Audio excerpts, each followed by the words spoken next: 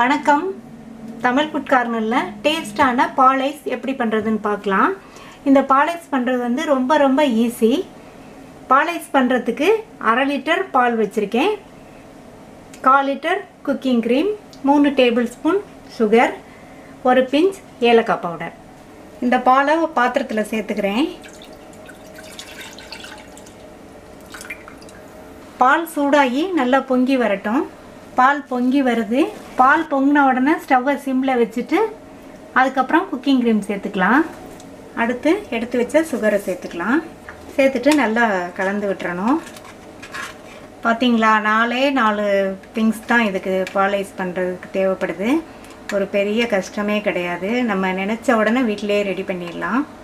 பால் பொங்கின உடனே ஸ்டவ்வை சிம்மில் வச்சுட்டு இந்த குக்கிங் க்ரீமையும் சீனியும் சேர்த்துட்டு இந்த சுகர் கரைஞ்ச உடனே நம்ம ஸ்டவ் ஆஃப் பண்ணிடலாம்.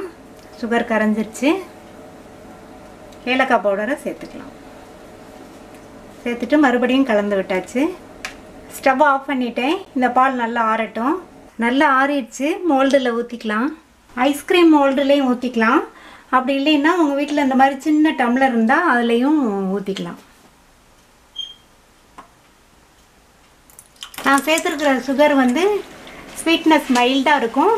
உங்களுக்கு இன்னும் எக்ஸ்ட்ரா வேணும்னா கூட எக்ஸ்ட்ரா 2 ஸ்பூன் கூட சேர்த்துக்கங்க.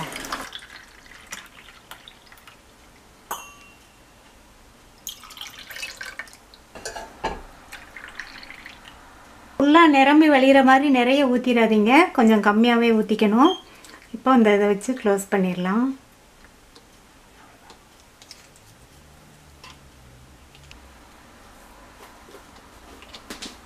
டம்ளரில் விட்டுட்டு டம்ளர் மேலே இப்படி ஃபாயில் பேப்பர் வச்சு நல்லா க்ளோஸ் பண்ணிடணும்.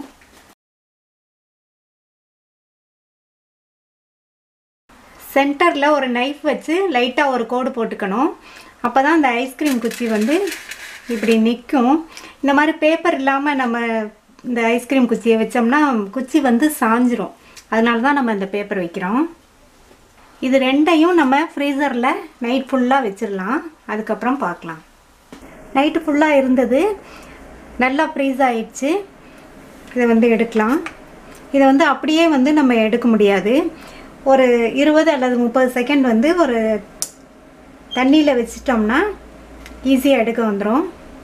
நீங்கள் வந்து காலையில் வேணும்னா முதல் நாள் நைட்டே இந்த மாதிரி ரெடி பண்ணி வச்சுருங்க. 1 நிமிஷத்துக்கிட்ட தண்ணிக்குள்ளேயே இருந்தது. இப்போ எடுத்து ஓப்பன் பண்ணி பார்க்கலாம்.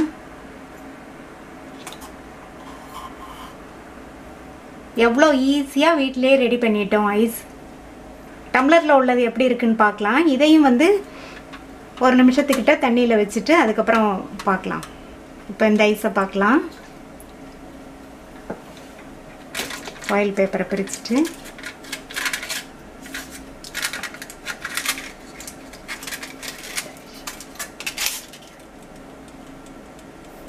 இங்கே பாருங்கள், எவ்வளவு அழகாக செட் ஆகிருக்கு. இத்தனை ஐஸ் தேவையில்லைன்னா வேணுங்கிற ஐஸ் மட்டும் சாப்பிட்டுட்டு மீதியே ஃப்ரீசரில் வச்சுட்டு எப்போ வேணுமோ அப்போ எடுத்து யூஸ் பண்ணிக்கலாம். ரொம்ப டேஸ்டான பால் ஐஸ் ரெடி ஆயிடுச்சு. இந்த வீடியோ உங்களுக்கு பிடிச்சிருந்தா லைக் பண்ணுங்கள், ஷேர் பண்ணுங்கள், கமெண்ட் பண்ணுங்கள். தேங்க்யூ.